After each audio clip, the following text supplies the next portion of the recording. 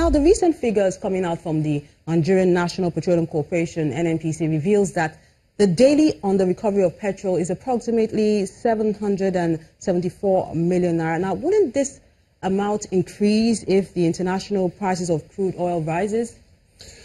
Yes, you're right. If the prices of crude oil internationally rises, it's expected that the price of fuel will also rise. Now, it's not going to be a one-to-one rise because there are several other components in crude oil. So yes, price of international crude goes up, local price of petrol is expected to go up if there isn't any subsidy.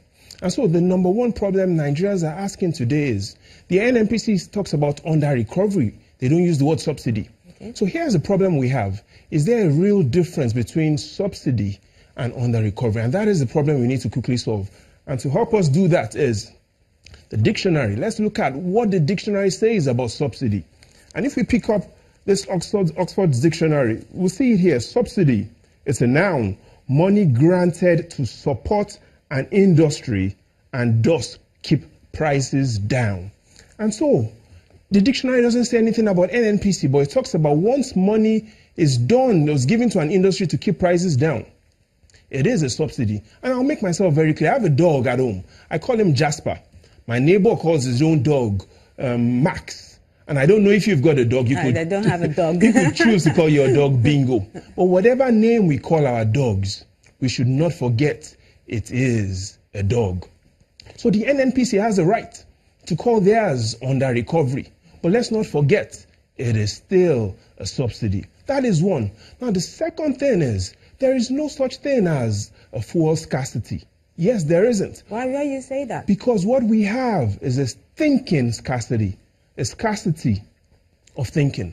Again, I'll make myself very clear. There are only 9 countries today where petrol is sold cheaper than Nigeria. From Egypt to Algeria to Brunei, to Ecuador, to Iran, to Kuwait, Libya, Turkmenistan, and indeed Venezuela. Now, these are the 9 countries that fuel is a bit cheaper than Nigeria. But combine 8 out of these countries, excluding Egypt, you will find out that their population is even, all these 8 countries combined together have a lower population than Nigeria, but they make more money than Nigeria. So we should ask ourselves, is this sustainable? We are more or less subsidizing all of these countries. It isn't. In reality, every day is Christmas in Nigeria. Now, the third thing is for us to look at how much we spend importing this fuel. Now, the evidence does show. Let's look at what happened in 2011. We spent 2.7 trillion naira importing fuel. Now, in 2015, that dropped to 1.5 trillion naira. But again, we've seen the trend going up. And I'll explain to you why we saw a significant drop. I was about to come to that in 2015. Oh, yes, we'll go into what exactly had happened in 2015. But before we go into what had happened in 2015, what Nigerians are itching for is what exactly is going on with this subsidy. NNPC says they spend 774 million naira every day now importing fuel based on their word under recovery. But let me make myself very clear again, Melinda. Today, if I ask you, what are the 3 arms of government? What will you say? I'll tell you the executive, the judiciary, and the legislature. Now, if you write that in JAM, yes, you're right. But again, that's theory. Let's look at the practical. The NNPC, based on their estimates, say subsidy for the year is 282 billion naira. Based on their own analysis, 282 billion naira is what we'll be spending the next 1 year subsidizing fuel. Let's look at the legislative budget for this year. That's only 125 billion naira. The budget for the third arm of government, the judiciary that you mentioned, only 100 billion naira. And so in simple terms, Melinda, the combined budget of the National Assembly plus the Nigerian Judicial Council combined together lower than 250 billion naira. The budget for subsidy, 282 billion naira. And so there are only 2 arms of government.